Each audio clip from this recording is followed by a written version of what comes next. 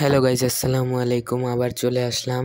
তো আজকে আমরা বানাবো একটি বুকমার্ক বানানোর জন্য আজকে আমি প্রথমে নিয়ে নিলাম একটি ক্যালেন্ডার থেকে 2 পিস টুকরা কেটে নিয়ে একসাথে জোড়া দিয়ে নিয়েছি আঠা দিয়ে, ফেভিকল দিয়ে।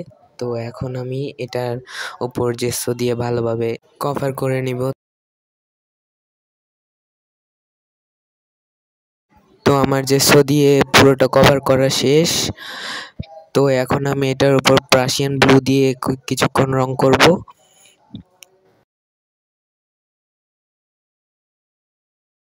আমার প্রাশিয়ান কালার দিয়ে রং করা শেষ। তো এখন আমি প্রাশিয়ানের সাথে একটু হোয়াইট মিক্স করে তারপর রং করব কিছুক্ষণ।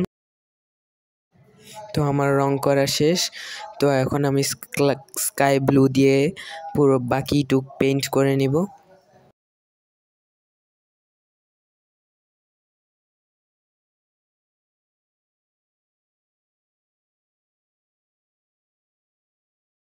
তো আমার পুরোটা রং করা শেষ।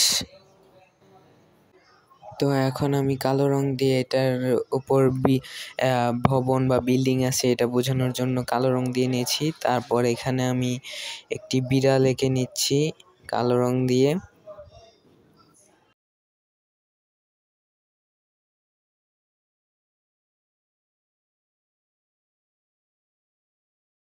এখানে আমি কালো রং দিয়ে একটি বিড়াল এবং গাছের টব এঁকেছি।